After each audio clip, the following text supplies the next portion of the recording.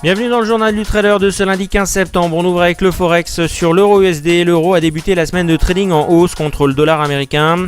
Vendredi, les traders de l'euro USD étaient de plus en plus nombreux à ouvrir des positions vendeuses sur le marché. Depuis la réunion de la BCE du 4 septembre, la confirmation de ce changement de biais sur le marché va dépendre du FOMC qui se réunit demain et après-demain. Le dollar américain reste dans une dynamique haussière depuis juillet. La Réserve fédérale devrait annoncer une nouvelle réduction de 25 à 15 milliards de dollars sur son programme de rachat d'actifs. Les publications attendues en zone euro et aux États-Unis ne devraient pas permettre d'établir une réelle stratégie de trading sur l'euro USD. Il faut viser les 1,2750$ dans les prochaines semaines sur le biais baissier. L'euro s'est renforcé contre le dollar américain et la livre sterling. La paire euro-USD a gagné plus 0,001% pour toucher les 1,2966$. La paire euro-GBP a gagné plus 0,15% pour toucher 0 livre 79,81$. L'euro JPY a fini à 139 yens 06 en baisse de 0,10% avec un support à 137 yens 25 et une résistance à 139 yens 19. À New York, Wall Street redoute la décision de la Fed et cède moins 0,5% ce vendredi dernier, moins 0,9% sur la semaine écoulée. Le Dow Transport a fini à l'équilibre, toujours soutenu par la baisse du prix du pétrole et de l'énergie en général. Mais le Russell 2000 a perdu moins 1% ce vendredi, moins 0,9% sur la semaine écoulée. Les investisseurs sont dans la crainte de voir la Fed en terminer avec une politique accommodante pour une durée de temps étendue, synonyme d'argent éternellement gratuit. Paradoxalement, alors que les statistiques américaines dépeignent une économie vigoureuse, vente de détail très robuste, plus 0,6%, le dollar reperdait vendredi soir, moins 0,3% à 1,2975$. Le gros buzz du jour a été alimenté par des rumeurs de rachat de 40% du capital d'eBay par Google qui chercherait à mettre la main sur PayPal dans l'optique d'un monde qui se dirige vers l'avènement du paiement sans contact. eBay a ouvert à plus 4,7% et fini en hausse de plus 3%. Google perdait moins 1%. Ce lundi à 12h, le S&P perd moins 0,60%, le Dow moins 0,36%, le Nasdaq moins 0,57%.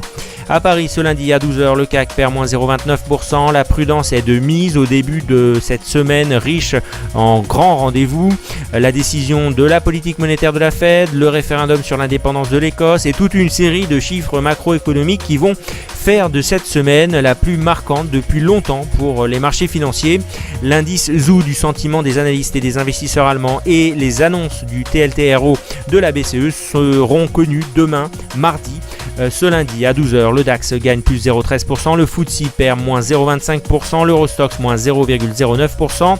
Les bourses européennes ont pâti comme leurs homologues asiatiques de la publication de données macroéconomiques suggérant un ralentissement de la croissance économique en Chine en août. Vers 7h30 ce matin, l'Eurostoxx 50 se replie de moins 0,31% et le FTSE Eurofirst de 0,36%. Quasiment tous les indices sectoriels sont dans le rouge à l'exception des valeurs agroalimentaires portées par les bruits de fusion entre brasseurs. À Moscou, le rouble est tombé à un niveau plus bas, record de 38 roubles pour $1. Les investisseurs s'inquiètent de la réaction de la Russie aux nouvelles sanctions décidées par les Occidentaux en fin de semaine dernière. Mais la bourse de Moscou affiche une hausse de plus 0,2% pour l'indice libellé en dollars et de près de plus 0,5% pour celui en roubles. À Tokyo, le Nikkei a fini ce vendredi plus 0,25% et le Topix a pris plus 0,19%.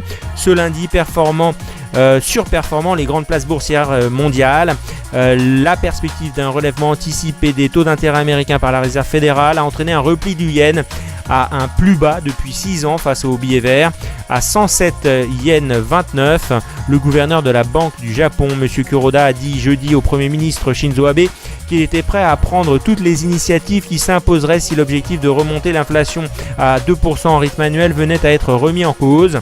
Il a notamment réaffirmé que la politique monétaire du Japon devrait demeurer ultra accommodante, mais pas comme aux États-Unis. Dans ce contexte, Nikon a pris plus 1,8%, Toyota plus 1,37% et à la clôture ce lundi, le Shang a fini à plus 0,88% et le Hang Seng a fini à moins 0,97%.